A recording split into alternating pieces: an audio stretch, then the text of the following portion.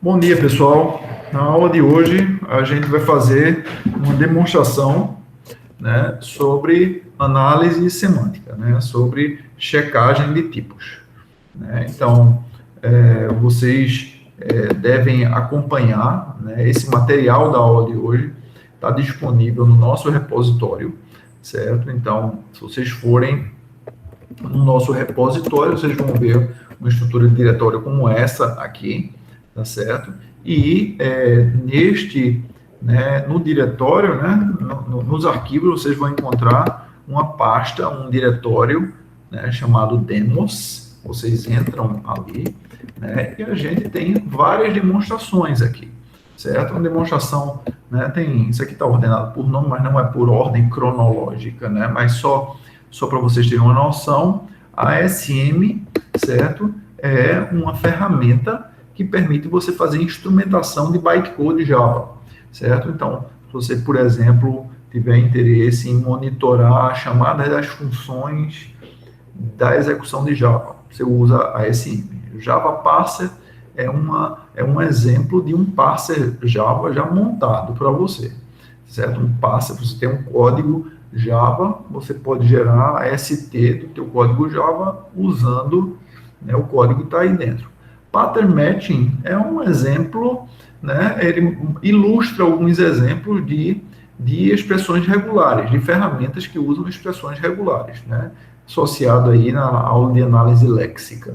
Né? PIN é uma ferramenta para instrumentar código C, certo? Então, se você tem um código C similar a SM, só que para C, né? O que eu expliquei para o Java, só que você faz isso em código C, certo? Recursive Descent Passing está associado àquela aula que a gente teve lá no início sobre passing recursivo descendente. RW7 não deveria estar nem aí, tá certo? Isso é um código antigo, é uma análise estática, né, famosa, popular, para identificar dependência de código, tá bom? É uma análise bastante imprecisa, mas super eficiente, tá bom? E na aula de hoje a gente vai falar sobre esses dois últimos itens aí, que estão listados aí, certo? A gente vai falar de type checking e vai falar de visitors, né? Que vocês já viram, né? A gente já falou sobre visitors, né? Na aula de parsing, a gente falou que visitors basicamente é um padrão de projeto, não uma maneira de se escrever código, né? Que permite você explorar, né, estruturas de dados hierárquicas como uma árvore, certo? Né? E um exemplo de árvore que a gente tem em compiladores é a árvore, né, sintática, né? É a AST, Abstract Syntax Tree. Então, vistos, dado uma árvore sintática de um determinado código, visitors permitem a gente explorar essa árvore sintática. Então, suponha que você tem lá uma árvore para expressões aritméticas, certo? Você pode escrever um visitor para explorar essa árvore, para identificar quantas ocorrências do operador mais aparecem na árvore, certo? Ou quantos números com mais de 2 dígitos aparecem na árvore, certo? Evidentemente, você pode extrapolar, imaginar que essa árvore sintática pode ter centenas, milhares de elementos, tá bom, gente? Então, eu vou falar de visitors, particularmente porque eu preciso falar de visitors. A gente usa visitors na aula de type checking, tá certo? Então, eu vou falar rapidamente sobre visitors, certo? Que, na verdade, é um reforço para o que, né, a gente já viu, certo? Né? E logo em seguida a gente fala sobre type checking, tá certo? Então, vocês vão entrar, vocês podem até fazer isso de maneira síncrona, tá certo? Né? Entrar no diretório visitors e vocês listarem esse diretório, vocês vão ver algo como isso aqui. Eu vou remover aqui esses arquivos temporários. Vocês devem ver algo como isso aqui, certo? Então, está evidente aí, pelo nome dessas classes, né, que o que a gente tem aqui são tipos de dados para permitir a construção de uma árvore sintática de expressões aritméticas. Tá bom, gente? Então, você imagina aí, certo? Né? Uma árvore sintática para, certo? Uma expressão 5 mais 3 vezes 2. Então, eu imagino que a gente teria algo como uma árvore sintática com binary expression, só estou aqui extrapolando, tá certo? 5 mais 3 vezes 2, né? Então, a gente teria um mais aqui, né? E um new binary expression, certo? Vezes, certo? 3, 2, e aqui, né, 5 mais 3 vezes 2, né? Então, algo como isso aqui, né? Aqui tem um literal, né? Então, isso aqui seria um new literal expression, certo? 5, aqui também new literal expression. Eu vou colocar lit só para facilitar a nossa vida, tá bom? Certo? Mas, na verdade, o nome é literal expression, tá bom? Lit, certo? E aqui new lit. Certo? Então, na verdade, o que a gente está querendo obter é uma árvore que programaticamente é caracterizada com essa string aqui.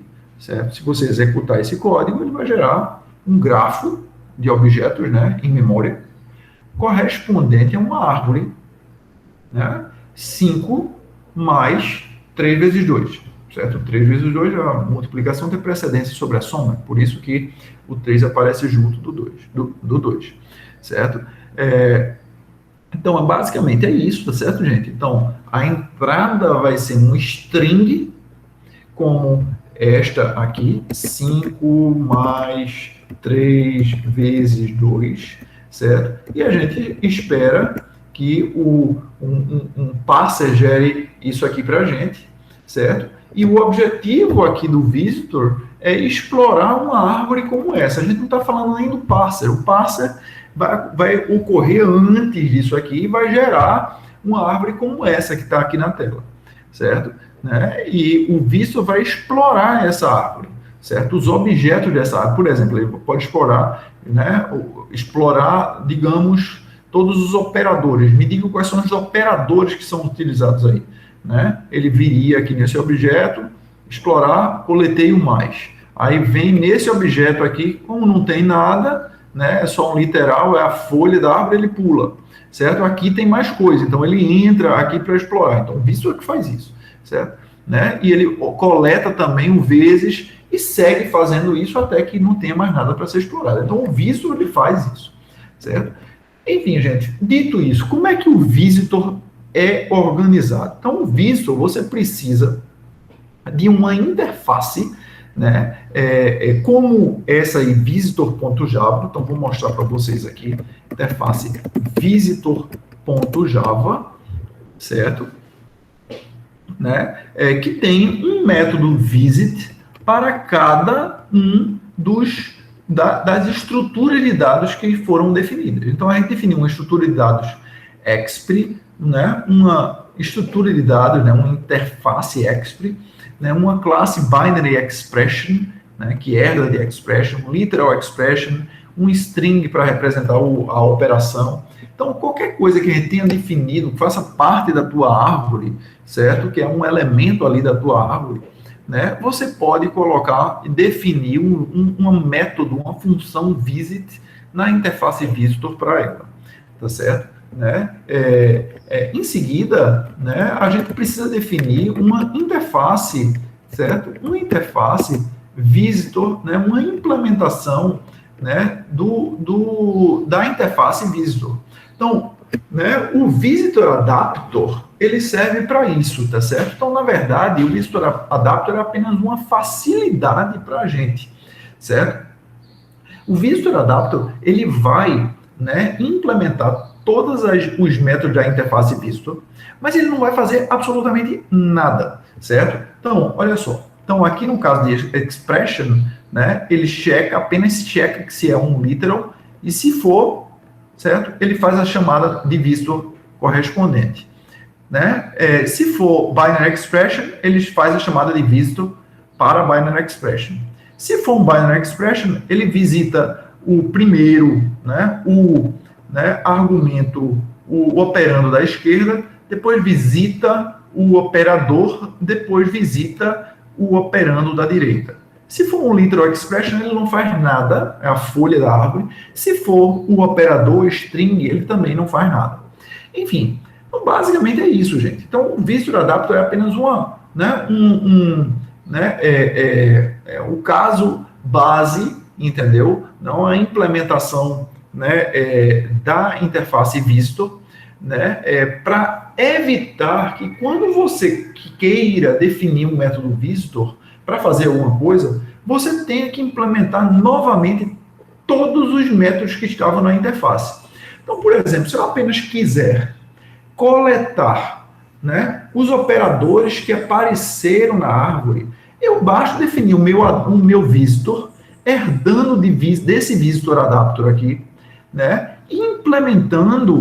reimplementando este método visit aqui, que é vazio, né, que não faz absolutamente nada, certo? Então é basicamente isso, é um facilitador. Essa classe Visitor Adapter aqui assume o papel de um facilitador, tá certo? Então, o que a gente tem alguns visitors aqui, Calculator Visitor. Então, esse visitor aqui, ele visita a árvore fazendo um cálculo. Você vai passar como entrar naquela expressão lá, né, 5 mais 3 vezes 2, né, e ele vai calcular o 3 vezes 2, 6, 6 vezes 5, 30, e vai imprimir na tela o 30. Então, o Calculator Visitor faz isso. Né? O printer em fix, o que ele faz é pegar a árvore e imprimir na tela um string, né, correspondente à anotação em fix daquela expressão. Então, né, no caso, eu representei aquilo ali já, a anotação em fixa, então isso pode não fazer muito sentido para você, mas é string correspondente do 5 mais com mais entre o operador da esquerda e da direita, certo? Né? E o 3 vezes 2 do lado direito, tá certo? Né? Possivelmente colocando parênteses. Já a notação pós-fixa, né? A notação pós-fixada, né? É a notação onde primeiro aparece os operandos para depois colocar os operadores. Então, para o 5 mais 3 vezes 2, né? Na notação pós-fixa ficaria como 5, 3, 2 vezes, né? Desculpa, mais 5, 3, 2, o mais, esse mais seria o mais do 3 vezes 2, e depois o vezes, entendeu? Né? É como se a gente estivesse empilhando primeiro os elementos, né? O 5, o 3 e o 2, então depois vem o mais que desempilha o 3 e o 2, e depois vem o vezes que desempilha o 5, né, e o que estava no topo da pilha, que é o resultado do 3 mais 2. Né? Enfim, tá joia, gente? Né?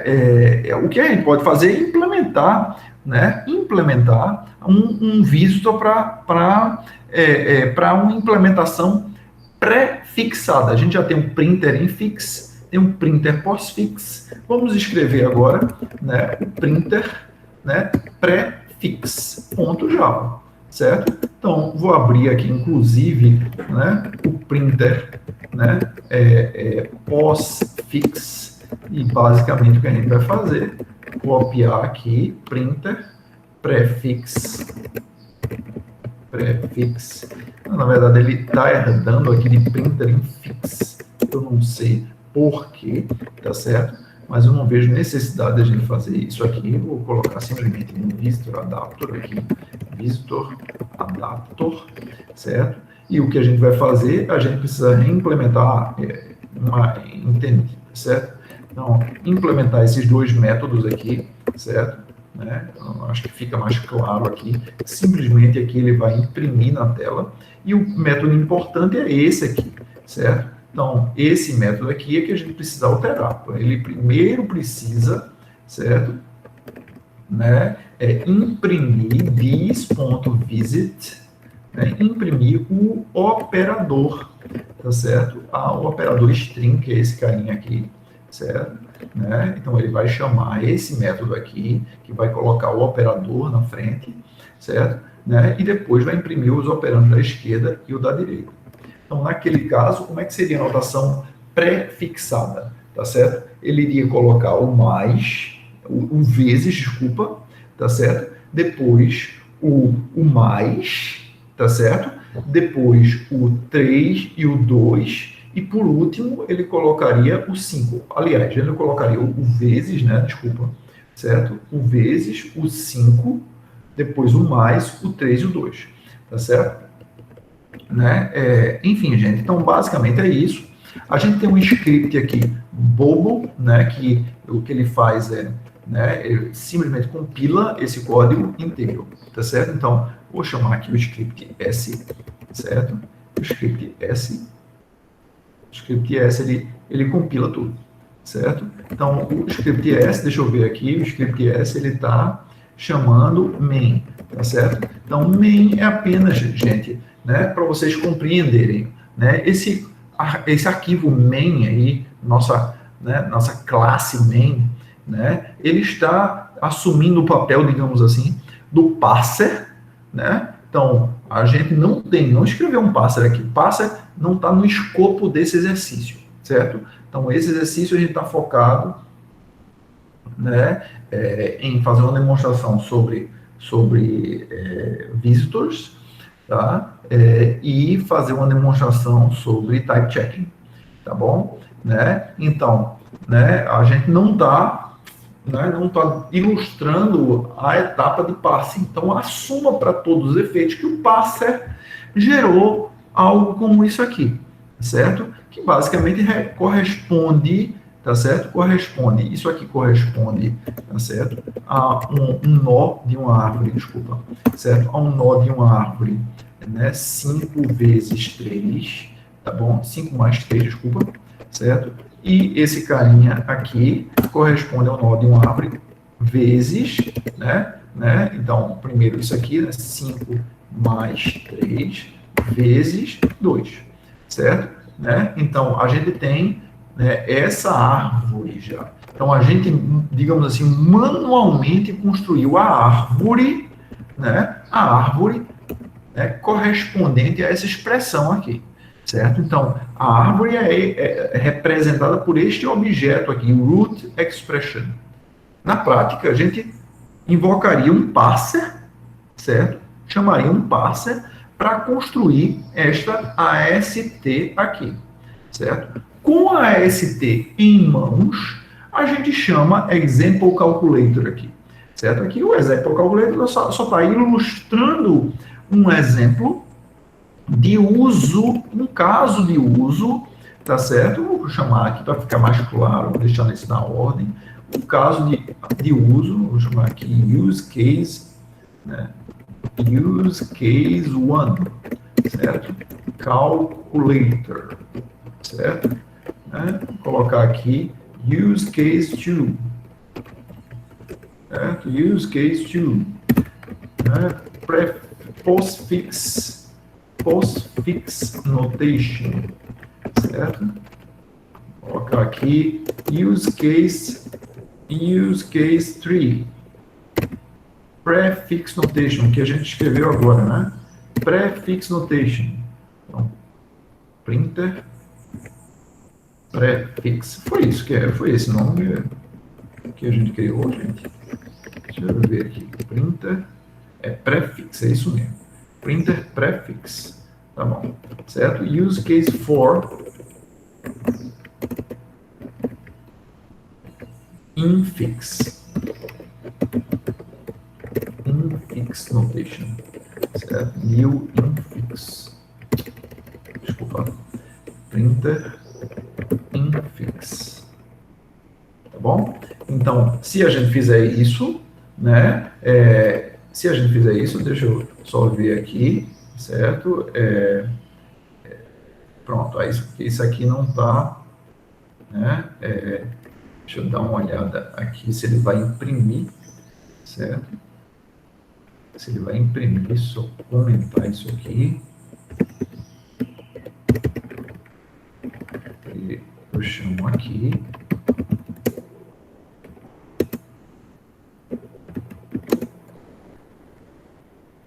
Certo? Tem algum erro aqui. Example postfix. Ah, tá tudo primeiro no nome. Desculpa aqui, gente. Certo? Example prefix e infix. Tá bom? Infix. Eu executei. Ele mostrou ali os 53 mais 2 vezes. Certo? Vou colocar só, né? Example postfix, né? Calculator, example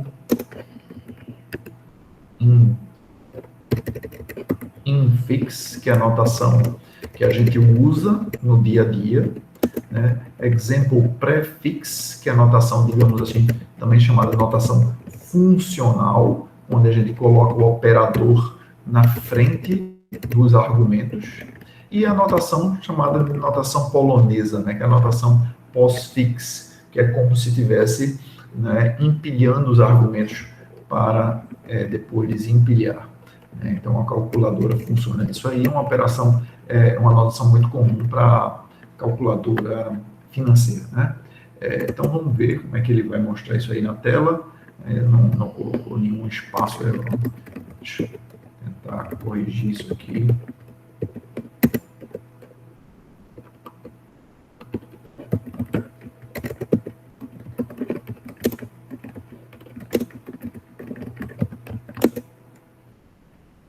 Bem, então a gente tem, olha só, aqui o 5 mais 3 vezes 2, que é a notação normal da gente, notação matemática, né, que a gente usa em segundo grau, né. Aqui essa notação, digamos, funcional, né, onde a gente coloca primeiro na frente o operador, né, e depois coloca os operandos. A gente pode deixar isso aqui um pouco mais claro, é só voltar aqui para o nosso prefix, né, printer, prefix, né, e deixar isso mais claro, fazendo algo como isso aqui, né, systemout.println. Então, aqui eu vou colocar um abre parênteses, aqui eu coloco um fecha parênteses, e aqui eu coloco uma vírgula.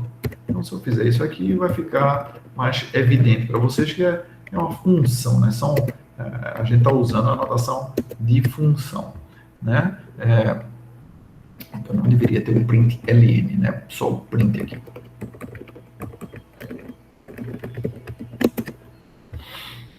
Tá bom, gente? Então veja só, aqui o mais, né? Os argumentos da função mais, né? E aqui os argumentos da função multiplicação, né? Esse é o primeiro argumento da função multiplicação, esse é o segundo, né? Então, um operador binário, né? Então, tem dois argumentos. E aqui a notação onde o operador aparece após os operandos, né? Aqui os operandos do mais, aqui os operandos da multiplicação. Então, o primeiro operando, o segundo operando. Da mesma maneira, a gente poderia até colocar parênteses aí, se a gente quisesse, mas o operador estaria do lado direito. E por último aí, o visitor que faz a calculadora. Enfim, gente, então era isso que eu queria mostrar sobre visitors. Visitors é um padrão de projeto, certo? Né? Que define uma forma de você explorar, de se explorar uma estrutura de dados, né, hierárquica, como, por exemplo, uma árvore, certo? No caso de compiladores, a árvore sintática.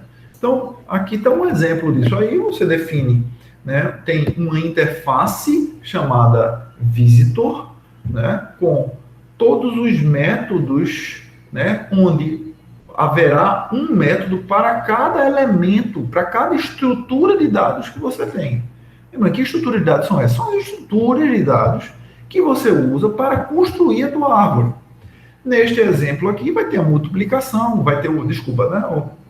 Não tem multiplicação porque a gente tem a operação, né? Qual é o mesmo nome? Binary Expression, né? Que é uma estrutura de dados genérica, né? Que serve tanto para multiplicação como para multiplicar, para soma, divisão, né? Tem um argumento ali, né? O operador que é um string, então você pode usar o operador que você bem que entender. Tá? Então, para cada estrutura de dados, você vai ter um método ali na função, na tua interface visitor, né? Normalmente existe uma classe chamada visitor adapter, né? Onde vai ter, porque só precisa ser feita uma única vez para N visitors que você implemente, né? Onde, né, todos os métodos, né? Deixa eu abrir aqui o visitor adapter. Todos os métodos são implementados. Então, Visitor Adapter é uma classe que implementa aquela interface. Todos os métodos são implementados, mas são implementações, assim, digamos, vazias. Ele simplesmente faz visitar todos os nós da tua árvore sintático. Se você chamar o Visitor Adapter em cima de uma árvore, ele vai visitar todos os nós de uma árvore, mas não vai fazer nada. Ele só vai, olha, fazer uma chamada para cada, né, nó da árvore correspondente à tua estrutura de dados, né, uma chamada para cada um, explora tudo, mas não faz nada, entendeu? Então, para fazer alguma coisa, você herda do Visitor Adapter, né? Então, aqui, né, o prefix, né, printer, prefix, cadê? Prefix, a gente estendeu, herdou de Visitor Adapter, não precisou implementar tudo, eu não sei se tinha, vou nem lembrar daqui, Visitor Adapter, né? Bem, então tinha não precisou, por exemplo, redefinir esse carinha aqui. Então, imagine a situação onde a tua interface Visitor tem 100 métodos. E é o caso normal. Assim, se você está falando de uma linguagem de programação, você vai ter 100 estruturas de dados para cada situações específicas, né? Statement, with statement, while statement, tá certo? Uma classe, tá certo? Um campo, tipo de dados, um monte de estruturas de dados diferentes para representar cada um dos elementos da tua linguagem, certo? Né? Então, você vai ter um Visitor Adapter aqui com 100 tantos métodos, entendeu? Mas quando tu for implementar o teu Visitor, né? Ele vai herdar de Visitor Adapter e ele só vai implementar dois, três métodos, entendeu? É isso que você quer, certo? Quando você precisar implementar um visitor, você só precisa implementar poucos métodos. Tá bom, gente? Então, com isso, a gente conclui, né, essa aula, digamos assim, de visitor, sobre visitor. Então, eu espero que vocês tenham obtido uma ideia, tá certo, sobre visitor. Se vocês quiserem um exemplo mais realista, sugiro que vocês entrem aqui no Java Parser e escrevam aqui um visitor em cima disso aqui. Eu acredito até que tem, tá bom, gente? Vocês entrarem aqui no Java Parser, né, nesse exemplo aqui, né, entrarem aqui, main, deixa eu dar uma olhada, confirmar isso. Eu vou explicar daqui a pouco porque essa estrutura aqui, tá bom? Então, vocês vão ver aqui que existe esse visitor example aqui, né, no código do Java Parser. Então, ele mostra basicamente, se você tem um código Java exemplo, se você chamar isso aí, ele vai fazer uma visitação no código Java. Isso aí é totalmente realista, tá bom? Um exemplo real, tá? O código Java realmente é a estrutura de dados de uma ST construída, gerada por um parser Java, e você vai escrever um visitor, tá certo? Em cima dessa ST, tá bom? A gente vai ver isso também, né, agora, tá bom? Não para Java, né, mas para uma linguagem um pouquinho mais sofisticada do que essa que a gente viu agora, né? Enfim, gente, vocês têm alguma dúvida?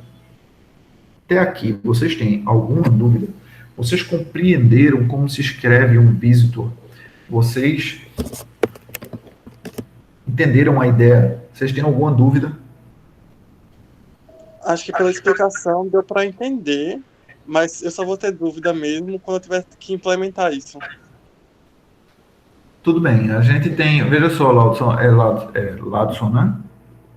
Foi, enfim, não sei se foi Ladson que falou, mas Oi. olha, tem o exemplo, esse exemplo visto para você ter uma base. Tem um outro exemplo que é no Java Pass, é um exemplo mais realista disso, certo? Onde você vai poder visitar realmente um AST de um código Java, certo? E a gente vai ter ainda um outro exemplo, que é o que a gente vai começar a ver agora, né, para ilustrar type checking, tá certo? Análise semântica, tá bom? Então, fora isso, tem vários exemplos na internet aí que você pode explorar, porque é um conceito muito comum, tá certo? Agora, é um conceito de visitor, literalmente, é um conceito que meio que, assim, ele está fora do contexto de compiladores, entendeu? Assim, só que ele talvez seja o caso de uso mais famoso desse padrão de projetos. Então, padrão de projetos é essa, né? Essa, digamos assim, pensa numa receita de bolo, uma receita, né, de algo que é muito comum, né, de se escrever, um padrão, né, que já foi observado em várias outras situações de projetos de software,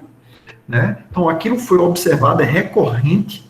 Então, alguém observou essa recorrência, essa repetição, e pegou, o que é que tem em comum entre esses casos aqui, né? Eu estou com a impressão que eu já vi isso, entendeu? Então, as pessoas realmente já observaram que, né, em situações diferentes, elas usaram uma solução comum, e isso se transformou em um padrão de projeto, entendeu? Uma solução de projeto comum, né? Então, os padrões de projetos emergiram dessa maneira, entendeu? Né? Então, existem livros de padrões de projeto, catálogos de padrões de projeto, né?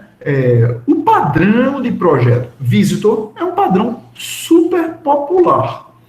E talvez, né, o uso dele dentro de compiladores seja o uso mais dos mais populares, entendeu? Mas enfim, se você quer se aprofundar, não apenas em Visitor, mas como outros padrões de projetos, como Adaptor, Bridge, Facade, né? Tem vários aí. Né? Tem livros para isso, o livro mais famoso é um livro chamado da Gangue dos Quatro, Gang of Four, né?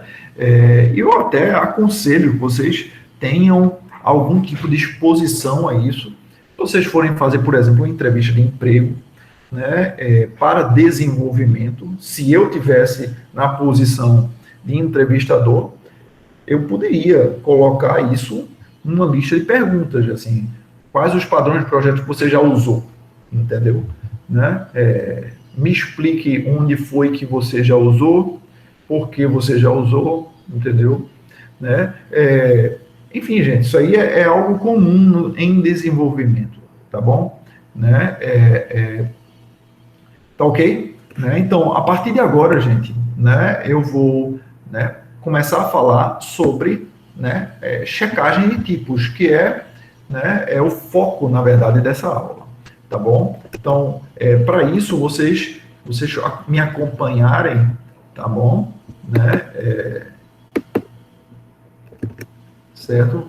Vocês estão me acompanhando, né, gente? Só uma confirmação aqui, antes de eu recomeçar. Sim. Tudo certo. Tudo certo, né? Enfim, né? Então, a gente vai, né, entrar, se vocês quiserem me acompanhar na execução disso aqui, né, eu até aconselho que vocês façam isso. Vocês vão entrar nesse diretório type checking, tá certo? Então, a primeira coisa que vocês devem perceber é que tem alguns arquivos aqui que podem parecer meio estranhos para vocês, tá certo? Mas vocês não devem se assustar, tá certo? Então, se vocês quiserem limpar isso aqui, vocês rodem Gradle clean, tá? Então, vamos ver aqui se conclui rápido. Certo? Então, comecem executando isso para confirmar que a execução está ok, tá certo? É só explicar para vocês o que é que está acontecendo aqui, tá bom, gente? E normalmente faço um outro ls e aquele diretório build ele foi limpo, tá bom? Então, só explicar o que é que está acontecendo aqui. Então, a gente está utilizando um sistema de build chamado Gradle, tá certo? Gradle, né? Então, o Gradle é um sistema de build bastante popular, particularmente ali para Google, desenvolvimento de aplicações Android e tudo mais. Gradle é uma evolução de um outro sistema de build chamado Maven, que por sua vez é uma evolução de um outro sistema de build chamado Ant, tá certo? Né? Que por sua vez é uma, digamos assim, é um sistema de build para Java que foi inspirado, né, em Make, que eu diria que é o sistema de build mais antigo por aí, entendeu? Então, se vocês tiverem mais exposição, talvez, em C, C++, vocês já devem ter visto, já devem ter trabalhado com Make ou CMake, entendeu? Mas, basicamente, o sistema de build, o que é que ele faz, gente? Ele automatiza várias etapas do processo de desenvolvimento, como, por exemplo, né, compilação do teu código, né, o deployment, gerar, digamos assim, um arquivo executável, um zip, um arquivo zip com tudo que você precisa, entendeu? Ou mesmo se conectar a um servidor na nuvem para subir, né, o executável que você acabou de dar build, entendeu? Executar os teus testes de regressão, né? Se tiver teste na tua aplicação, o sistema de build pode dar suporte a você executar isso, automaticamente, compilar os teus testes e executar, e gerar relatórios de teste da execução, gerar documentação, né, do teu código, né, compilar o texto ali, gerar documentação do teu código em um formato apropriado. Então, o sistema de build faz várias coisas dessa aí, né, e inclusive também uma coisa que é super popular, se popularizou com Maven, né, e Gradle é digamos, uma evolução de Gradle, de Maven, né, que é o que se chama de, né, de gerência de dependências, certo? Então, normalmente um projeto, né, como esse, por exemplo, então esse projeto ele usa JUnit, ele usa uma biblioteca para execução de casos de teste chamada JUnit. Então, eu não preciso adicionar no meu código a biblioteca do JUnit. A única coisa que eu preciso com o Gradle é dizer, olha, eu dependo do JUnit, eu preciso do JUnit. Então, quando a gente for compilar o código, né, no momento que a gente for dar o build, né, o Gradle ele vai se conectar à rede, vai procurar um servidor que tem uma versão do JUnit, né, apropriada para a gente, vai baixar aquilo ali. E se o JUnit depender de uma outra biblioteca e assim transitivamente, ele vai baixando aquilo ali. E você não precisa gerenciar essas dependências, entendeu? Então, isso é responsabilidade do sistema de build, fazer essa gerência de dependências e ir atrás dessas dependências para você. Então, em outras palavras, tá certo? Eu não quero me aprofundar aqui, mas quando aparece, né, oportunidade, eu também falo, como foi o caso de Visitors, né, falando de padrões de projetos, tá bom, gente? Então, basicamente, o que vocês vão precisar fazer aqui para rodar tudo é executar o Gradle build, certo? Eu sugiro que vocês façam isso, se vocês estiverem aí acompanhando. Você executa um Gradle build, olhem aí, dê uma olhada, resolve dependencies, vocês estão vendo aí, né? Então, ele vê as dependências, por exemplo, do código, né, do código da aplicação, tá certo? E procura dependências também do código de testes, que a gente também tem, tanto o código de aplicação, como o código de testes nesse projetinho aí, tá certo? Né? Então, ele baixa as dependências, a gente não precisa ver aqui, ele tem um diretório, normalmente é um diretório M2, que aparece lá na tua raiz. Se tu fizer isso aqui, eu acho que é isso, tá certo? Tenho certeza, não, mas eu acho que é isso aqui, M2. Certo? Então, ele adiciona esse diretório na tua raiz M2 e ele coloca ali, isso é um banco de dados, né? O banco de dados do Gradle que ele coloca ali, certo? Enfim, pessoal, então não vale muito a pena eu me aprofundar no Gradle, mas se vocês quiserem avançar, basicamente, a gente precisa escrever um script, né? Esse script build.gradle, que ele, basicamente, ele organiza, ele explica como você fazer para você compilar o teu código e tudo mais. Mas como eu quis deixar tudo ultra simples aqui, entendeu? Né? Eu segui simplesmente a convenção, né, de organização do Gradle, que o Gradle determina.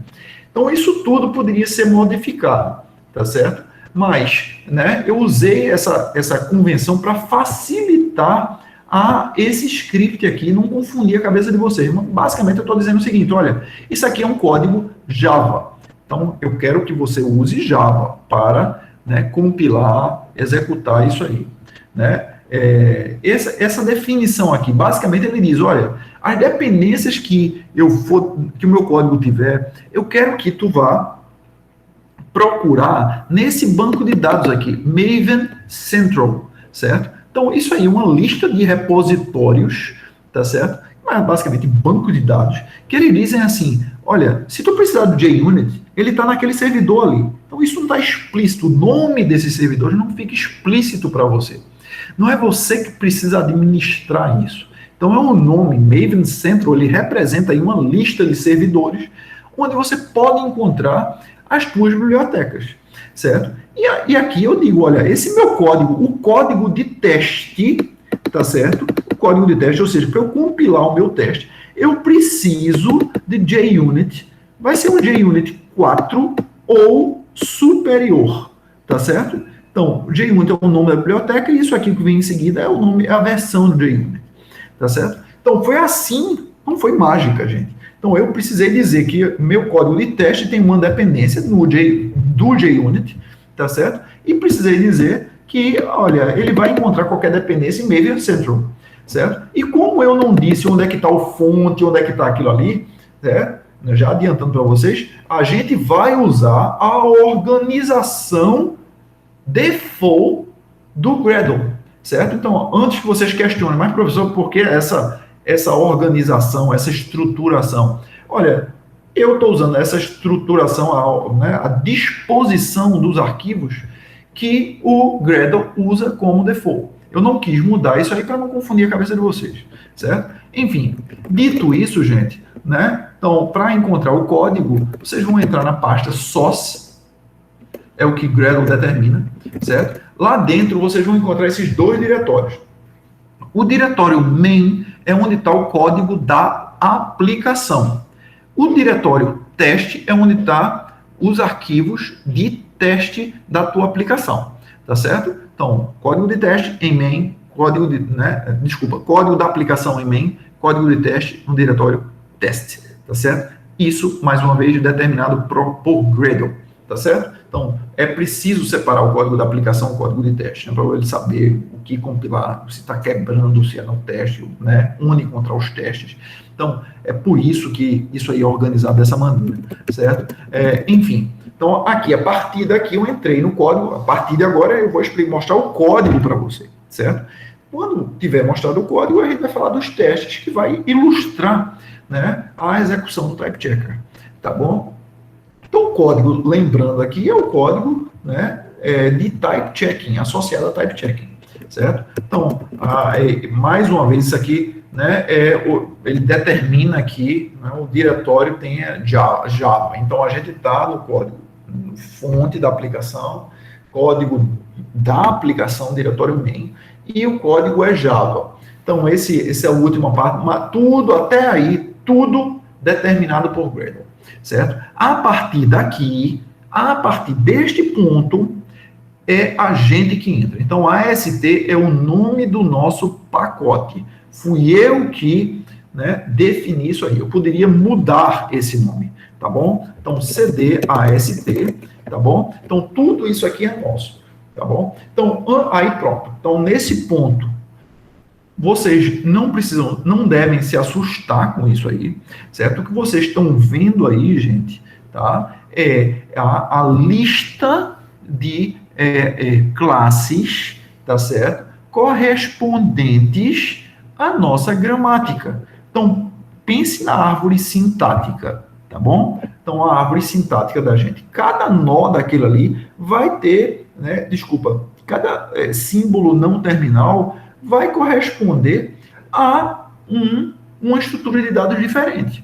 De forma que, quando a gente construir a nossa árvore, vai ter um tipo diferente para cada, né, estrutura gramatical, tá bom? Então, vou mostrar aqui, gente, aqui eu acho que o README desse projeto, né, desse diretório, deixa eu ver se eu encontro aqui, o item está aqui, ele mostra a gramática. Então, toda essa demonstração que a gente vai fazer agora, certo? Deixa eu ver se eu aumento aqui, certo?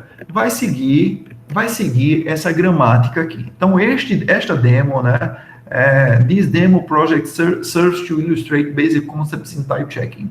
We base our discussion in the following grammar. Então, a gramática que a gente tem é essa. Veja só.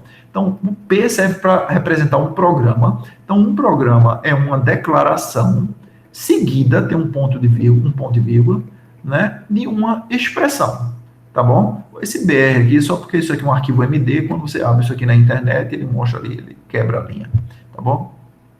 Então, ignore um BR aqui, né? Um BR é só para renderização desse arquivo MD, certo? Uma declaração é declaração de variáveis, tá bom? Então, o D representa a declaração de variáveis. Olha, você vai ter um identificador e esse identificador vai ter um tipo, tá bom, gente? Né? Já o tipo, ele pode ser todas essas possibilidades aqui, né? O tipo pode ser um caractere, pode ser um inteiro, então um array que vai ter esse qualificador aqui para representar o tamanho do array e o tipo do array. É um array de inteiro, então vai ser um array de T. O array pode ser de qualquer coisa, inclusive de um outro array, certo? Array de array, certo? Né? Então seria, por exemplo, um array de, né, 2 dimensões ou 3 dimensões, certo? Você pode né, concatenar, né, usar um outro tipo de dado, né, para o teu array. Então, é uma definição, um tipo, normalmente, que a gente chama um tipo recursivo, isso aqui, tá bom, gente? Porque ele está fazendo referência para T novamente, tá certo? Né? E esse outro tipo recursivo aqui, com essa setinha para representar uma função. Aqui você tem o domínio, tá certo? E aqui você tem a imagem da função, né? Muitas vezes, né? Então, você tem um tipo, digamos, uma função de inteiro para char, ou uma função de inteiro para um array de inteiros, tá bom? Né? Então, esses são os tipos da gente, né? E, finalmente, a gente tem uma expressão. Uma expressão, né? E ela pode ser um literal, então, digamos aqui, uma constante, isso aqui para representar uma constante do tipo caractere, então, não para representar uma constante do tipo inteira, certo? Né? Mod é para representar, né, uma expressão mod, né, o resto da divisão inteira, né, uma expressão para indexação, um array, certo? Uma expressão, né, para identificador, você quer, por exemplo, o x, né, como parâmetro de uma chamada de função. Você precisa ter que id seja uma expressão. Veja que a gente não tem expressões aritméticas aqui nessa mini linguagem da gente, tá bom? Né? E essa outra expressão, que é uma expressão para representar uma chamada de uma função. A gente tem declaração de tipo, um tipo função, a gente também tem, tá bom? Né? Uma chamada de função, tá bom? Então, veja, gente, isso aqui é uma linguagem, digamos assim, uma gramática para uma linguagem de programação ultra simplificada, artificial, que ele tem um único propósito de ilustrar como é que funciona, né, análise semântica, checagem de tipos na prática, tá bom? Então, vamos ver aqui alguns exemplos para vocês terem uma noção, tá bom, gente? Então, vamos imaginar aqui, olha, esse caso aqui. Então, veja aqui, o D seria essa primeira parte aqui, olha lá para cima, P igual a D, ponto e vírgula, tá bom? Essa é a parte do D, certo? A declaração de uma variável. Então, você tem o identificador, 2 pontos, e o tipo integer, nesse caso. E aqui embaixo você tem o x mod 5. Tá bom, gente? Então, aqui não teria problema nenhum. A gente vai definir essas regras, né, de tipos, tá certo? Né? Quando a gente for abrir ali o código e discutir sobre isso. Mas, intuitivamente, não tem problema nenhum a gente executar uma operação, né, x mod 5, porque todos os operandos, os argumentos de mod são inteiros, né? Então, tanto x como 5 é inteiro. Então, para fazer essa checagem, a gente precisa associar, lembrar. Neste ponto aqui, a gente precisa lembrar que x, de fato, é inteiro. Então, pode estar evidente, porque vocês estão vendo aí, tá tudo no espaço da visão de vocês, tá certo? Mas o computador não sabe disso aí, né? A execução, o compilador não sabe disso aí, né? Então, o compilador tem que lembrar, neste ponto, que x, o tipo associado à expressão x, que nesse caso é o identificador, certo? O tipo associado àquela expressão é um tipo inteiro, tá bom, gente? Então, vamos passar para o próximo exemplo, certo? Então, esse exemplo aqui, o checador de tipos iria dizer, ok, passou, tá certo? Esse caso aqui, né, a gente tem, né, um identificador e aqui um tipo. E um tipo é de um array, né, com 2 elementos do tipo inteiro. Tá tudo ok, aparentemente, aqui, certo? E aqui embaixo, a gente faz, né, a gente chama, certo? Uma função, então tem uma expressão myFun, né? E o argumento da expressão, veja que, né, né? É uma expressão, isso aqui, né, é uma outra definição recursiva, de Então, myFun, isso aqui precisaria ser um identificador, certo? Né? E aparentemente é um identificador, isso aqui é uma expressão, tá certo também. Então, tanto isso como isso são expressões, então o parser vai construir realmente a árvore, né? E x de 2, ele identifica que x é um array, que ele lembra aqui, olha, x de fato é um array, né? E ele tenta indexar o array com isso aqui. Aí aqui uma coisa importante para vocês, muitas vezes, gente, certo? Esse problema de identificar se o array out of bounds, estaticamente, né? Isso é um problema indecidível, né? O problema é que, né, no caso geral, essa expressão aqui não é, no caso geral, uma constante, é uma expressão. Isso poderia ser x mais alguma coisa, isso aqui poderia ser, né, uma chamada de uma função, entendeu? E determinar que o resultado, o valor que você teria aqui, ele está nos limites de um array, tá certo? Nos limites do array, estaticamente é inviável, porque é um problema indecidível. Você não consegue, no caso geral, tá certo? Identificar o valor corretamente daquela expressão em tempo de compilação para saber se aquilo ali está ou não está nos limites do array, certo? Neste caso, está óbvio que isso está fora dos limites, tá certo? Os índices aceitáveis seria 0 e 1, assumindo um de padrão aí em C, Java, em várias outras linguagens de programação, Python, acredito também, né, começa a partir de 0, certo? Então, neste caso, é um caso particular onde você conseguiria, né, perceber, né, que o argumento, né, da indexação que está sendo passada em colchete está fora dos limites do array e um erro semântico, né, um erro, né, de tipos seria levantado, né? Um outro exemplo aqui, tá certo? Então, myFun, integer, né? Integer, não, isso aqui é, mais uma vez, uma variável chamada myFun, que representa uma função, certo? E declara que o tipo dessa, digamos, variável é inteiro para inteiro. Então, é lógico, antes que vocês se perguntem aqui, gente, isso aqui está associado a esse conceito de função de alta ordem. Você pode armazenar numa variável uma função. Você armazena, né, uma função como um objeto, entendeu? Como um elemento ali do estado do teu programa, certo? Então, isso tem a ver com funções de alta ordem, que vocês devem ter visto aí em alguma disciplina aí de paradigmas, né, durante o curso, certo? Então, nesse caso, você pode invocar aquela função como eu estou fazendo aqui, a gente está fazendo aqui, certo? Né? E como o tipo de myFun é integer para integer, tá aí, é correto fazer essa chamada, tá certo? Então, basicamente é isso, gente. Então, para você testar isso aí, né, a gente pode testar isso aí chamando Gradle test, certo? Como eu estou explicando aí no README aí embaixo. A gente vai fazer isso daqui a pouco, tá bom? Né? Mas antes, vocês precisam lembrar que, olha, né, onde é que eu estou aqui, certo? Né? Então, esses tipos, esses arquivos aí, todos eles representam, tá bom, Jota?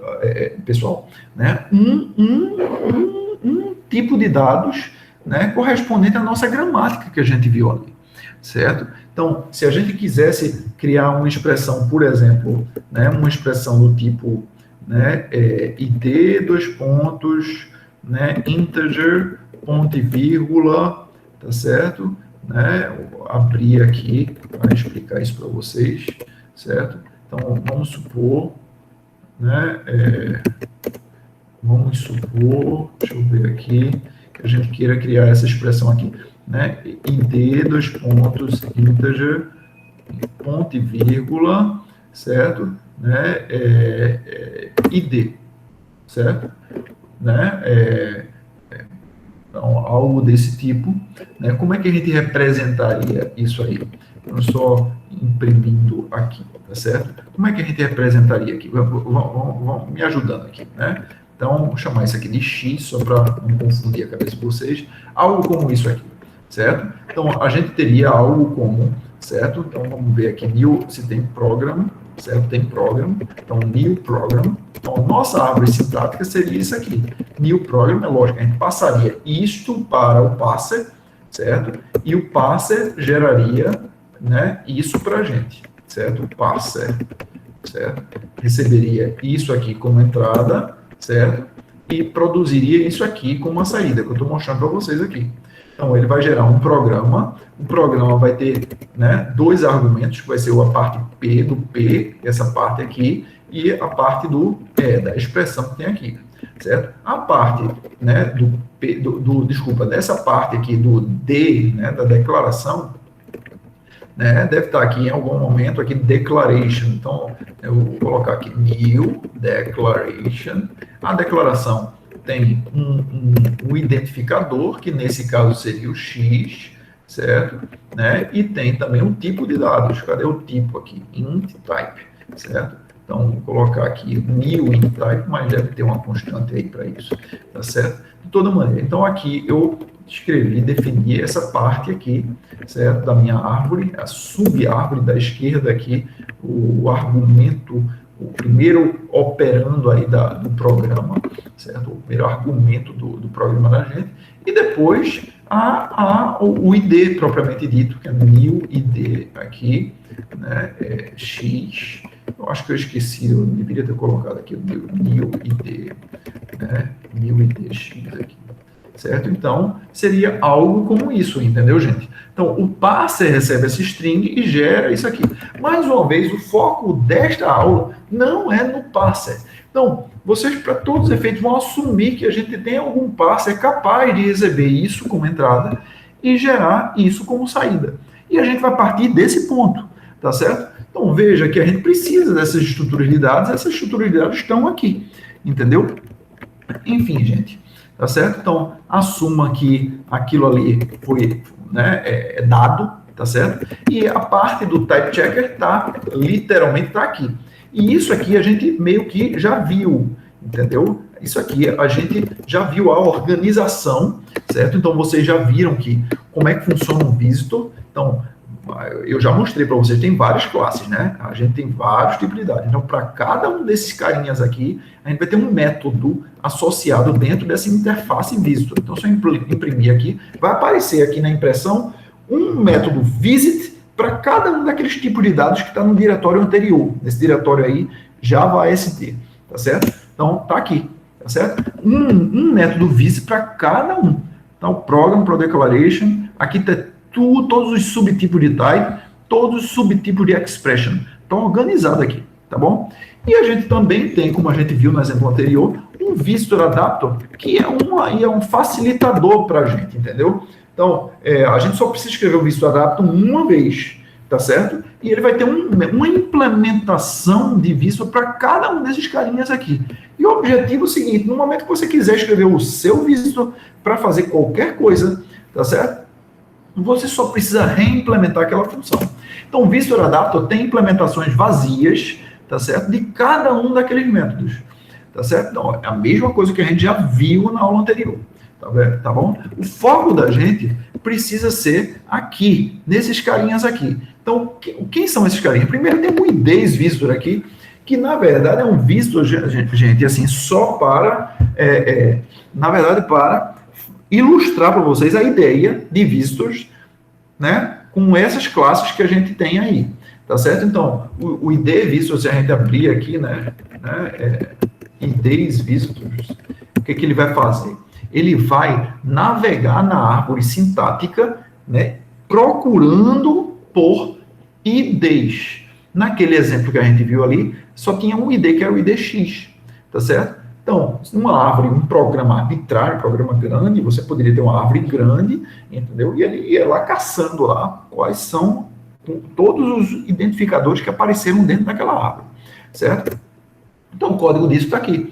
A gente não precisou fazer, né, nada a mais do que capturar, redefinir o método visit de Visitor Adapter para ID. Tá certo? Então, vai ter visto para cada um dos tipos de dados. A única coisa que a gente quer fazer é lembrar, né, quando estiver visitando, a gente sabe que o visitor, adapter, ele vai explorar todos os nós da árvore. Cada um, ele vai lá explorando um a um. Né? Pega o primeiro nó, o nó da raiz, tá certo? Depois, começa a navegar na subárvore da esquerda, e deixo a árvore da direita separada para fazer depois, certo? E faço isso recursivamente. Ele vai, de maneira que ele vai visitar todos os nós da árvore, certo? O que a gente está fazendo aqui é o seguinte, olha, quando tiver visitando um ID, pegue aquele ID e guarde neste conjunto aqui, que eu acabei de criar, chamado IDs. É isso que ele está fazendo, entendeu? Né? Ele simplesmente precisou redefinir o método visit para ID, tá certo? Que foi definido de maneira, né, vazia, eu suponho, né, no tipo Visitor Adapter, certo? Vou colocar aqui ID, certo? Exatamente, está aqui a definição. Então, como ID não tem nada dentro de ID não encapsula nenhuma outra informação, é por isso que a gente tem uma implementação vazia. Se encapsulasse outras estruturas de dados, estaria errado fazer isso. O Visitor Adapter precisava, né, propagar as chamadas para os outros objetos que ele encapsula. Tá bom? Enfim, gente, né, tá claro até aqui? Tá claro essa estrutura, essa organização que a gente tem até aqui? Alguém tem alguma dúvida até aqui, gente? Tá sim, tudo certo. Tá claro. Então, o importante, o que a gente quer chegar é chegar no ponto onde vocês entendem esta classe. Aqui está escrito, o nome está bem explícito. Type Checker Visitor. Né? A gente implementa o nosso Type Checker como um visitor. Tá bom, gente? E tem várias regras aqui. Mesmo com aquela linguagenzinha super tola, super boba, a gente tem várias regras de tipo aqui que a gente implementa. Tá certo? Né? Vamos lá, tá bom? Então, veja aqui, olha só. Então, só para vocês terem uma noção aqui, são 128 linhas. Tá certo? Agora, para o que isso aqui é capaz de fazer, é relativamente pouca coisa. Entendeu? Né? Então, a primeira coisa que a gente precisa lembrar aqui, pessoal, né, que vocês precisam saber é compreender essa estrutura de dados que a gente tem. E eu chamo de tabela de símbolos. Né? Então, basicamente, o que, né, essa estrutura faz é lembrar para uma dada expressão que apareceu, né, durante a visitação desse visitor, qual é o tipo correspondente daquela expressão. Aí, vocês estão perguntando aqui, mas professor, por que tu representou o tipo de dados, um tipo como string? Veja que é type checker, tá certo? O que a gente está fazendo é realmente inferir tipos de coisas para detectar inconsistência. A ideia é essa, tá certo, pessoal? A gente infere tipos de dados para poder perceber se esses tipos estão sendo usados de maneira consistente ao longo do programa. Lembra daquele exemplo que a gente colocou, olha, id dois pontos integer, tá certo? E depois, né, a gente, ou então, vamos fazer o seguinte, né, id dois pontos é uma, né, função de inteiro para caractere, tá bom? E depois a gente passou id, que é uma função, e ao invés de passar um inteiro, a gente passou caractere como argumento. Aquilo é um erro de tipo, tá? E tem vários outros, tá certo? Né? Então, o que é que a gente precisou fazer ali? No momento da chamada da função, a gente precisou lembrar que id era uma função de inteiro para caractere, entendeu? A gente precisou lembrar, associar id a algum tipo, certo? Então, a gente colocou, né? Precisou colocar, lembrar daquela informação, né? Colocar aquela informação de que id era do tipo função de inteiro para caractere, né? No momento que a gente declarou o tipo, tá bom? No momento que a gente declara o tipo, a gente precisa registrar aquela informação, para que depois, quando a gente for usar, a gente perceba, né, que há ou não alguma inconsistência no tipo. Tá bom, gente? Certo? Então, a tabela de símbolos, que é essa estrutura, é um mapa, é um dicionário, tá certo? Que mapeia expressões em strings. E essas strings representam os tipos de dados da gente. Eu usei string apenas para facilitar, para dar mais flexibilidade para a gente. Mas isso, com certeza, digamos assim, algo, né, é uma solução meio que força bruta, né, e, na verdade, ela vai criar, né, ela facilita, assim, uma vantagem dela é que ela simplifica o código, entendeu? Assim, no tamanho do código. Então, se a gente não fosse usar string, a gente teria que ter outros tipos de dados para representar o tipo função, o tipo inteiro, o tipo não sei o que lá, entendeu? A gente precisaria de outros tipos de dados para representar isso, entendeu? Né? Enfim, gente, foi por isso que eu usei string apenas para facilitar a nossa vida, entendeu? Mas vocês vão ver que isso pode dar trabalho para a gente, tá bom? Né? Até aqui tá tudo bem, gente? Vocês têm alguma dúvida? Eu não quero avançar se vocês não entenderem qual o papel da tabela de símbolos aqui.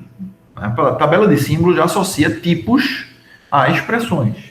Ela é usada para lembrar, né, quais são os tipos das expressões que a gente já explorou, entendeu? Né? Particularmente de identificadores, entendeu, gente? Então, vamos lá. Então, a primeira parte da nosso programinha é aquele, né, lembrando que um programa é D, ponto e vírgula, o D é a declaração. Então, no momento que a gente declara uma variável, né, aqui está um exemplo, só um template do que a gente vai encontrar, né, vai ter um identificador, 2 pontos inteiro. Então, isso aqui é uma declaração, tá bom? Então, a gente, naquele momento, precisa lembrar, a partir deste instante, que o tipo de ID vai ser esse tipo aqui, integer, certo? Então, a gente pega e recursivamente visita, porque a gente tem um visitor, né? Então, padrão, é típico de um visitor primeiro propagar a chamada, tá certo? A gente não quer, né, perder a propagação. Então, sempre a gente tem, quando a gente escreve um visitor, a gente nunca engole, assim, se tem um tipo de dados como o DEC, que tem outras coisas dentro, como identificador e tipos, a gente faz a chamada de visitor, porque poderia ser que a gente herdasse type checker visitor, outra pessoa queira herdar type checker visitor. E se aquela pessoa fizesse aquilo ali, ela vai querer fazer aquela chamada recursivamente, entendeu? Então, enfim, pessoal, depois daquilo ali, né, a gente faz o que a gente quer, que é adicionar na tabela de símbolos, tá certo? O identificador, né, e o tipo de dados correspondente. Dessa maneira a gente lembra isso aí, né? Vamos lá, né? Aqui, isso aqui é desnecessário, eu acho que até tá escrito aí para remover isso aí. Então, depois, eu não quero remover agora sem testar, certo? Então, depois vocês podem fazer isso e mandar aí um pull request para eu lembrar, ou então não lembrar, e Marcelo, limpa isso aí, que isso aqui não faz sentido. Simplesmente remove essa função aí, que isso não está ajudando, não está agregando em nada. Mas eu acho que é simplesmente remover essa função, entendeu? Vou chegar aqui e colocar remove this function, certo?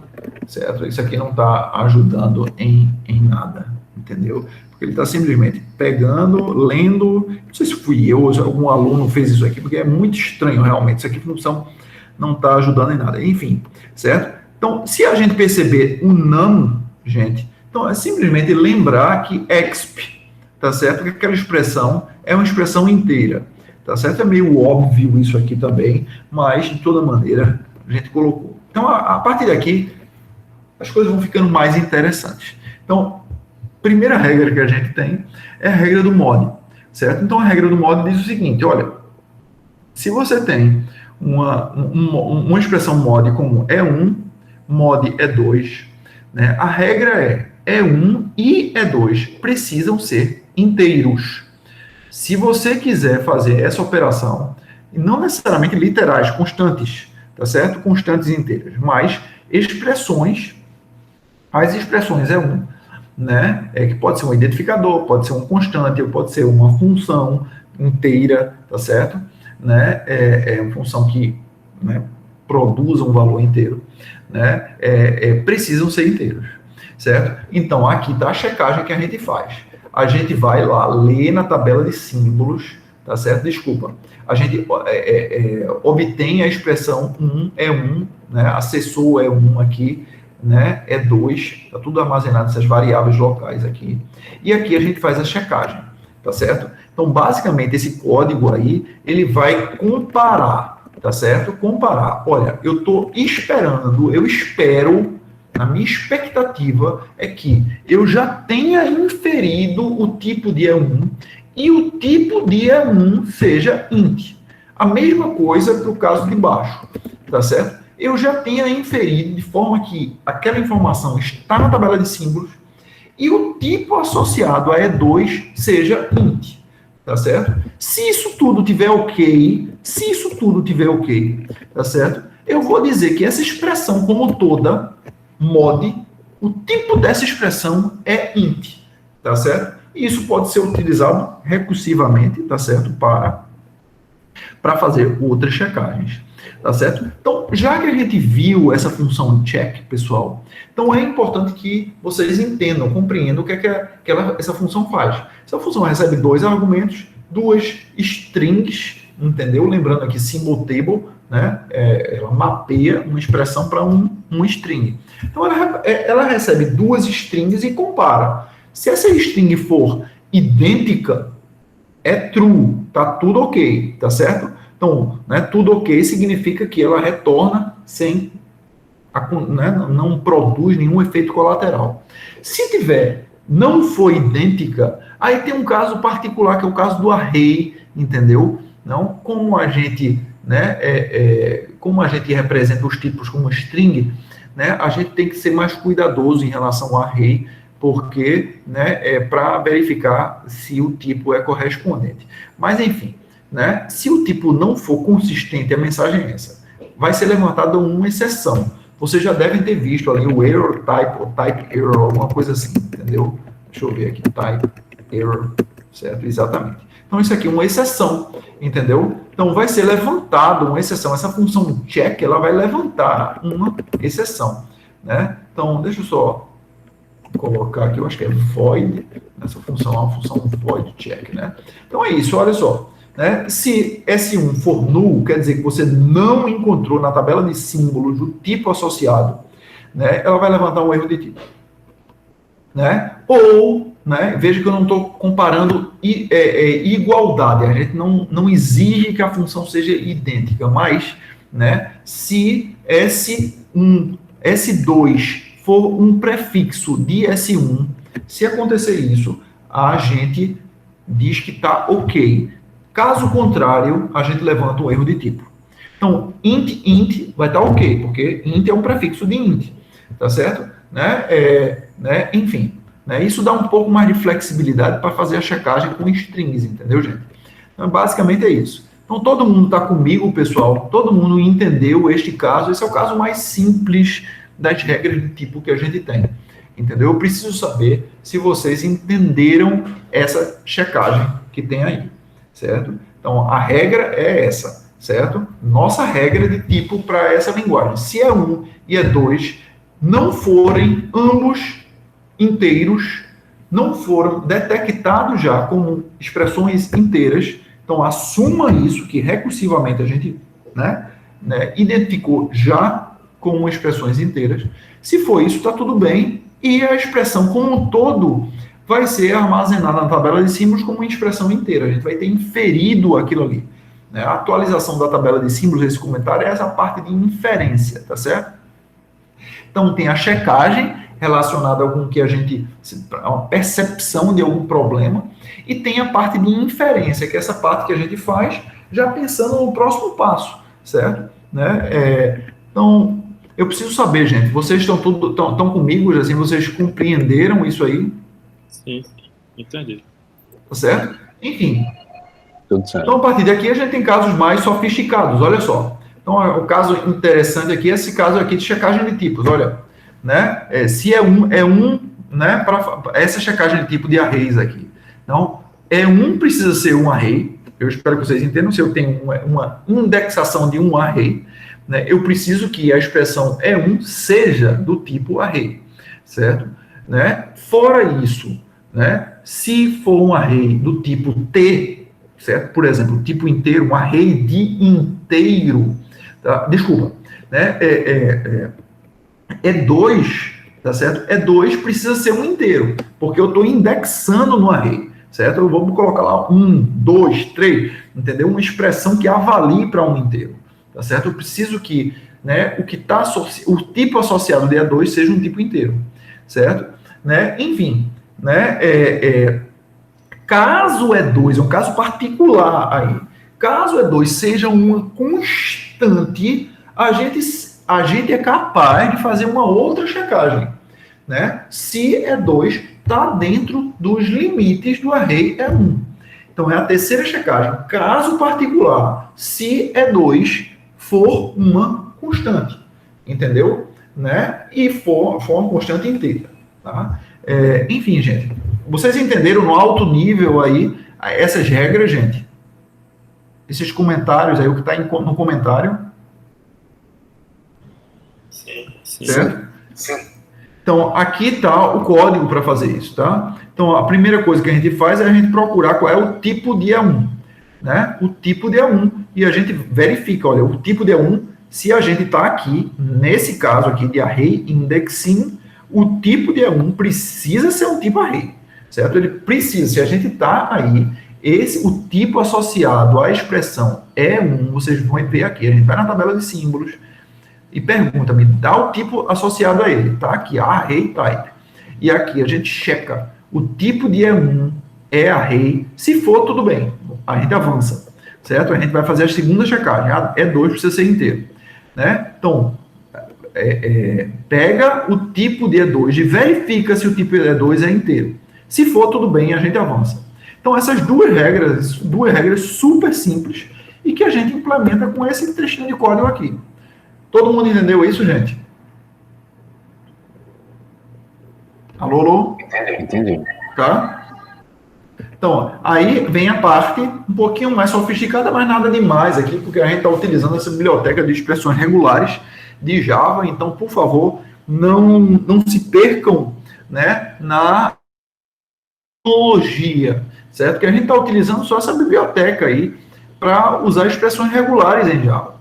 Entendeu? Então, o que é que acontece? A string, tá certo? Que a gente usa para representar o tipo do array. A string, a gente quer tirar dentro daquela string, né? Tanto o tipo do array, vai aparecer, por exemplo, array, aí colchetes, por exemplo, 2, fecha colchetes, of, int, entendeu? Eu quero extrair, né? Tirar daquela string tanto é o componente 2 como o componente int, porque ambos são importantes para mim, tá certo? O 2 eu vou utilizar para verificar, né, se o acesso àquele array está dentro dos limites, tá certo? Né? E o int eu vou utilizar porque caso tudo passe, né, o resultado como um todo da indexação, por exemplo, array, né, o colchetes lá é 1, colchetes 2, vai ser o resultado do tipo que está armazenado aqui em E1. Por exemplo, se aqui for um array de inteiro, o resultado dessa expressão como um todo vai ser int. Se for, o array for um array de caractere, tá certo? O of char, o resultado como um todo vai ser char. Entendeu, gente? Tá claro isso, pessoal? Tá claro. Certo? Então, eu preciso pegar daquela string, extrair tanto a parte que está dentro do colchetes, como a parte que está depois do off, que é o tipo, certo? Esse código aqui, basicamente, está fazendo isso, tá certo, gente? Esse código aqui, não se percam aqui na terminologia. Vou explicar rapidamente, certo? Eu usei uma expressão regular, certo? Com esses grupos aqui, esses grupos, né, são úteis para eu poder dizer aqui, olha, pega aqui, esse grupo vai ter eu posso referenciar como um grupo 1. É o grupo que aparece, é o primeiro grupo, lendo da esquerda para a direita, a expressão regular, é o primeiro grupo, é o que está entre parênteses aqui, certo? E esse é o segundo grupo, certo? E se vocês olharem aqui para baixo, eu faço referência aqui, matcher grupo 1, matcher grupo 2, né? Então, é isso que me permite eu extrair essa substring que está aqui, essa substring que está aqui, certo? Então, isso aqui eu basicamente pedi para compilar, certo? Compilar essa expressão regular e internamente ele gera lá o autômato lá dele, certo? E aqui um matcher que eu vou, né, pegar o array type, que é a string, essa string que está aqui, tá certo? Que está armazenada na tabela de símbolos, que é o tipo do nosso array, certo? Que vai ter essa cara aqui, certo? E eu vou dar um match, né?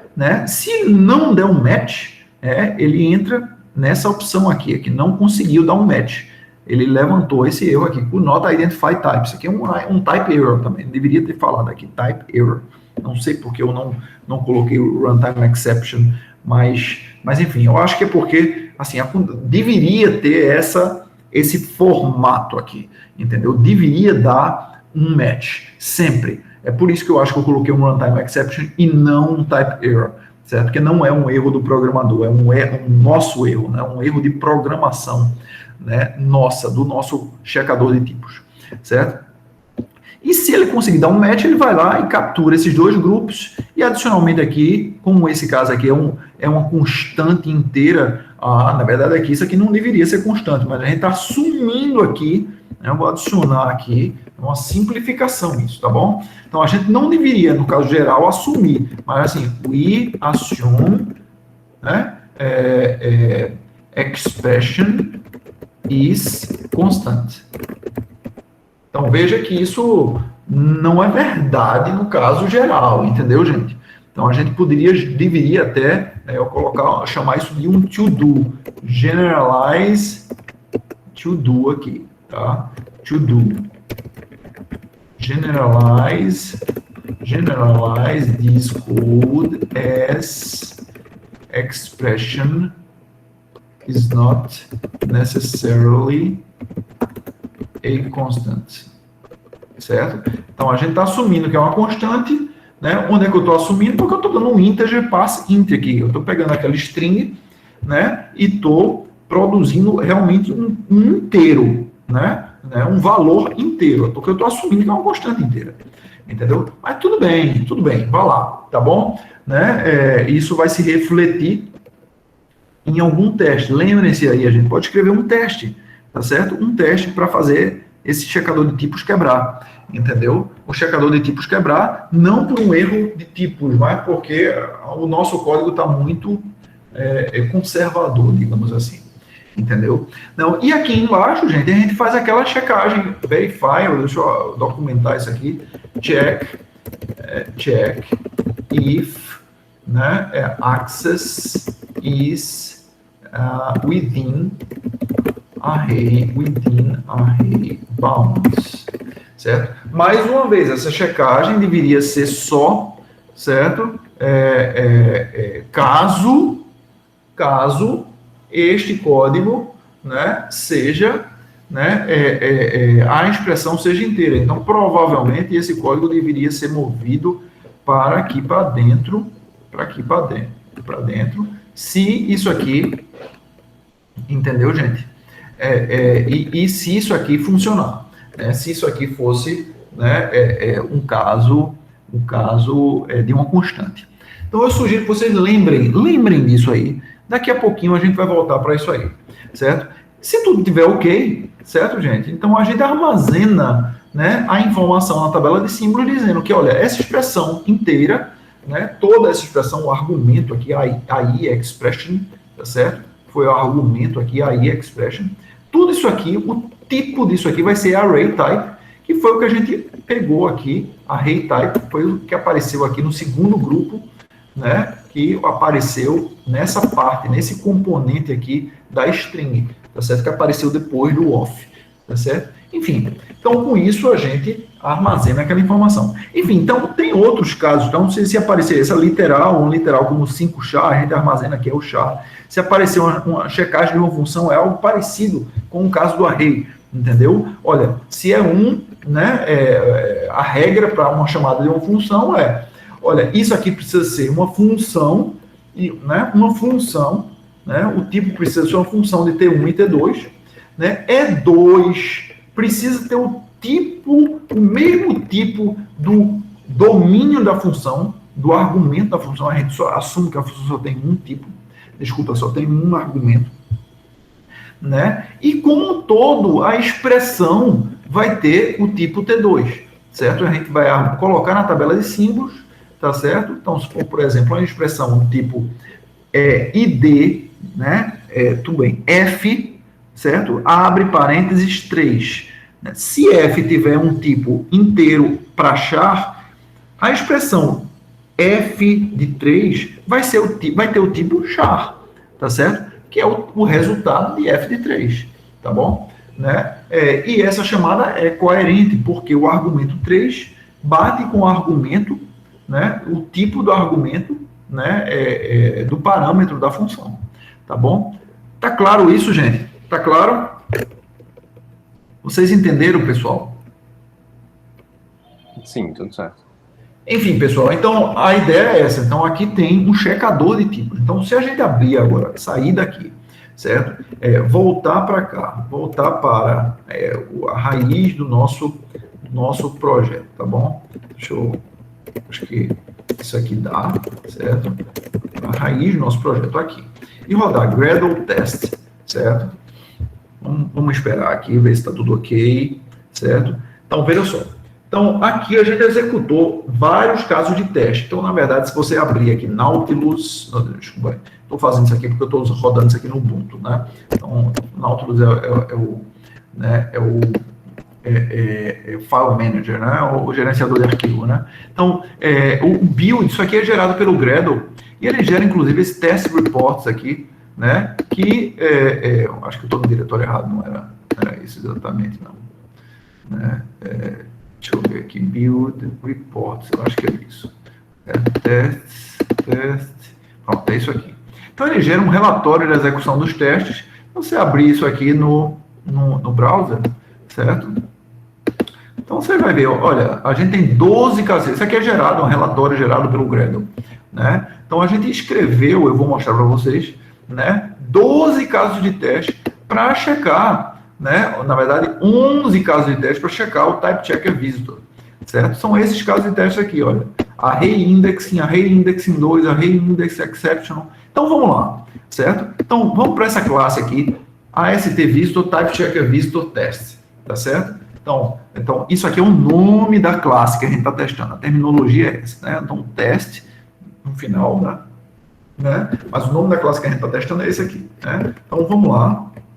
Então, voltei aqui, source, teste, agora aqui é um diretório diferente, percebam aqui, Java, AST, então, AST, visitors, type checker é visitor test, tá certo? Type checker, né? Onde é que tá aqui? Né? Type checker, visitor test. Então, esses são os testes. Veja só, gente. Então, são vários casos de teste que a gente escreveu. Então, aqui está a ST Samples, é só uma classe auxiliar, certo? Né? Como se estivesse representando, eu acho que está aqui atrás, certo? A ST Samples. Né? Ela está fazendo a parte do parser. Então, se a gente tivesse um parser, ao invés de fazer isso, construir manualmente a árvore sintática, a gente invocaria o parser para, né, fazer o passing de uma determinada string como essa, certo? E ele geraria um objeto como este aqui. Então, para a string como essa aqui, x2.integer, xmod 10, o que é que a gente espera? Vamos olhar, vamos passar rapidinho em alguns exemplos desse aqui. 2, 3 exemplos desse aqui, e em seguida a gente cria aquele problema lá que eu mostrei para vocês, certo? x2.integer, então a gente declara uma variável do tipo integer e depois faz uma operação de mod envolvendo aquele x. Estou vendo que está tudo ok aqui, eu não vejo problema nenhum, certo? Então, aqui, né, já é um caso, digamos, mais uma vez, um caso positivo, né, onde o caso que aparentemente está tudo ok, né? Então, uma declaração na variável array de inteiro com apenas um elemento no array, e a gente faz uma indexação no array x na posição 0. Aparentemente está tudo ok, certo? Agora aqui, primeiro, um erro de tipo.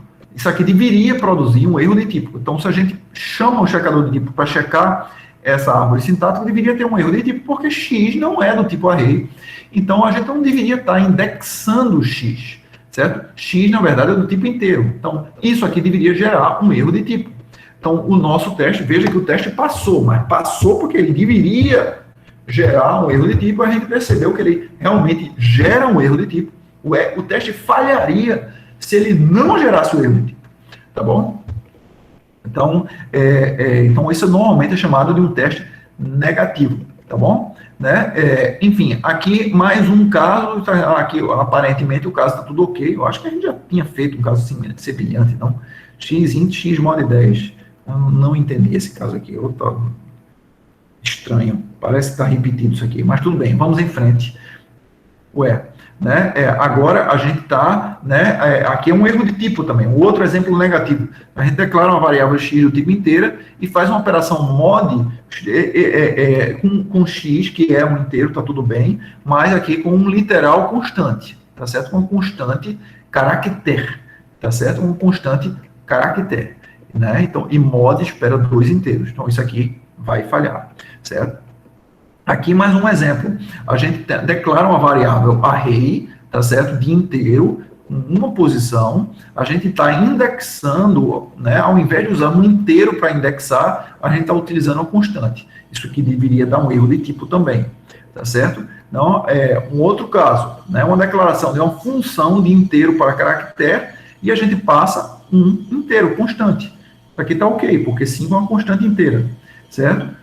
Já aqui é um problema, né? Porque a função, né, é uma função de caractere para inteiro, mas a gente não está passando um caractere, né, como argumento, certo? Então, aqui, né, uma variável array do tipo inteiro, né, e a gente está passando um inteiro, está indexando com um inteiro, só que, né, a gente está passando uma constante, gente, inteira, e aquela constante está fora dos limites do array. O array só tem uma posição, então a gente só pode indexar na posição 0. Como isso é uma constante inteira, né, o compilador é capaz de detectar que esse acesso está fora dos limites. Isso também deveria dar um erro, tá bom? Aqui a mesma coisa, certo? Um acesso fora do limite. Aqui não tem problema nenhum, porque isso aqui não é uma constante. Não é uma constante. Então, a gente consegue indexar no array, tá certo? A gente indexa no array, né? Estranho aqui, isso aqui não dá problema, porque eu achava que ele iria sumir, como a gente tinha naquele código, né? Que ele que seria uma constante. Então, eu não sei se eu perdi alguma coisa no código, se ele, mas enfim, né? eu achava que a gente não dava suporte para esse caso, mas isso não deveria dar um erro de tipo, tá certo? Porque isso aqui, o compilador não tem como perceber, a gente não tem nenhuma otimização para calcular 5 mod 3, tá certo? Para dizer que o valor de 5 mod 3, o resto dessa divisão é 1, é 0, entendeu? Né? O resto da divisão inteira, que seria um inteiro ainda, né? Então não tem isso, né? De maneira que a gente não conseguiria identificar que o acesso está fora do limite, tá bom? Né? Aqui, mais uma vez, isso aqui daria um erro de tipo, porque a gente não sabe, isso aqui é um identificador, e o identificador não estaria na tabela de símbolos, então não teria nenhum tipo associado àquele identificador A, né? E a gente também levantaria um erro de tipo, tá certo? Para esse caso, sample 12, tá certo? Então, para cada um desses casos aqui, sample 11, entendeu, gente? A gente tem isso aqui. Veja aqui um teste para isso aí. Veja que aqui há uma terminologia só do JUnit, isso aqui são testes do JUnit, não tem nenhum mistério, é só você adicionar aqui essa anotação teste para você executar isso. Então, basicamente, a gente está chamando, né, acessando aquela árvore, aquela ST, e chamando o type checker para cada um desses carinhas aqui, certo? Então, a única diferença aqui, pessoal, é que alguns testes desses aqui são positivos no sentido que, olha, a gente está esperando que o checador de tipos não levante nenhum erro de tipo. Então, isso é digamos, um teste positivo, entendeu? Né? A gente espera, o correto é não levantar nenhum erro de tipo. Enquanto em outros exemplos, o correto é levantar um erro de tipo. A gente espera que levante um erro de tipo. Aqui está um exemplo, o sample 10, certo? Então, se eu abrir aqui o sample 10, certo? Acho que está aqui. Se eu abrir o sample 10, a gente vê, olha, sample 10 deveria levantar um erro de tipo, certo? Olha aqui, um acesso fora dos limites, tá bom? Né? Enfim, e assim vai. Esse caso aqui, o sample 3, deveria levantar um erro de tipo. Aqui não deveria levantar um erro de tipo, então é por isso que não tem esse expected type error, certo? O type error, que é uma exceção que a gente levanta quando a gente observa um erro de tipo. O checador de tipos levanta quando observa um erro de tipo. Então, vamos lá dar uma olhada naquele exemplo lá que eu falei, tá certo? Do AST, desculpa aqui, gente, certo? Do AST Samples, o caso 11, sample 11 está aqui, certo? Deixa eu ver onde é que está sample 11. Então, veja que a gente disse que não levanta um erro de, como eu tinha falado para vocês, o correto seria não levantar um erro de tipo, neste caso aqui, porque do jeito que a gente tem, da maneira que a gente tem, a gente não é capaz de fazer uma otimização de código. Então, até vocês vão ter experiência sobre isso. Para perceber que 5 mod 3 ali vai dar 3 vezes 1, 3, vai ter o resto da divisão, seria 2, né? O correto seria 2 aqui, o resto da divisão. Para perceber que 5 mod 3 é equivalente a 2, né? O nome disso aí é otimização de código. A gente vai estar simplificando esse código, fazendo um cálculo em avanço, tá certo? A gente não tem suporte para isso. A única coisa que a gente é capaz de perceber é que 5 mod 3 é do tipo inteiro. A gente é capaz de perceber isso, certo? E está correto, né? Portanto, a gente indexar um array, tá certo? Com um inteiro, é o que se espera, entendeu? Né? Eu só quero voltar ali para o código da gente, tá certo, pessoal? Main aqui, tá certo? Né?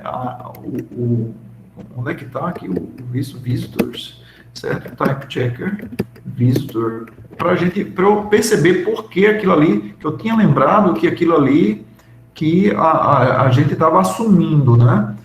Esse tipo, né? Então, array aqui, né? Onde é que está aquilo, pessoal? Onde foi que eu falei para vocês, gente? Vocês lembram que eu falei isso?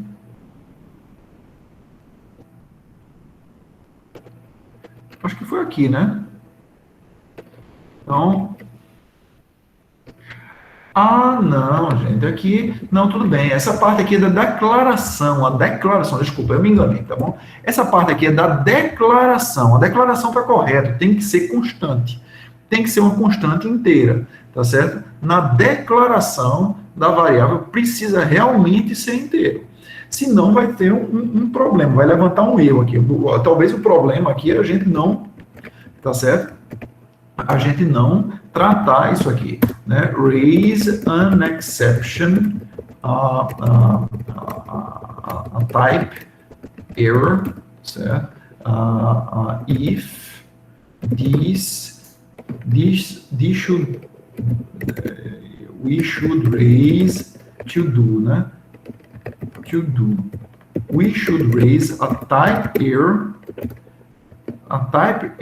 and not, qual é a exceção que ele leva? And not a Java pass int error if not a constant integer, certo? Então, se o cara, por algum motivo, declarou a variável array e não colocou uma constante, né, inteira, né, a gente vai levantar aqui uma exceção de Java, né, ao invés de levantar uma exceção type error, que é a nossa exceção, entendeu? Então, é por isso que tem esse to do aí, tá bom? Enfim, gente, com isso a gente encerra aqui, tá certo? Era isso que eu queria apresentar para vocês, tá certo? Então, vocês são capazes de executar essa operação aqui, certo? Voltar aqui, né, rodar Gradle test, certo? E rodar esses testes, né? Pode adicionar novos testes aí e até estender o nosso checador de tipos. Vocês têm alguma dúvida, pessoal? Vocês têm alguma dúvida? Não. Tá claro, gente? Para mim tá tudo claro. Beleza, então com isso a gente encerra a aula de hoje. Foi uma demonstração sobre checagem de tipos. A gente viu como se construir, né, visitors, né? Isso foi importante porque a demonstração da gente usa visitors, né? A gente utilizou uma linguagem super simplificada para não distrair vocês com detalhes desnecessários. A gente não incluiu parser no workflow, tá certo? Para também não distrair vocês, para deixar claro que a entrada disso aí é uma árvore, partindo da árvore, né, a gente faz uma série de checagens, né? E tem várias maneiras de fazer essas checagens. Eu mostrei para vocês, né, uma checagem de tipos que a gente escreveu utilizando visitors, tá bom? Com isso a gente conclui a aula de hoje. Fiquem à vontade, eu encorajo vocês a explorarem essa demo, né, e até melhorar a checagem de tipos que a gente já tem ali, tá bom? Beleza, pessoal. Com isso a gente encerra a aula de hoje, tá bom? Tchau, tchau.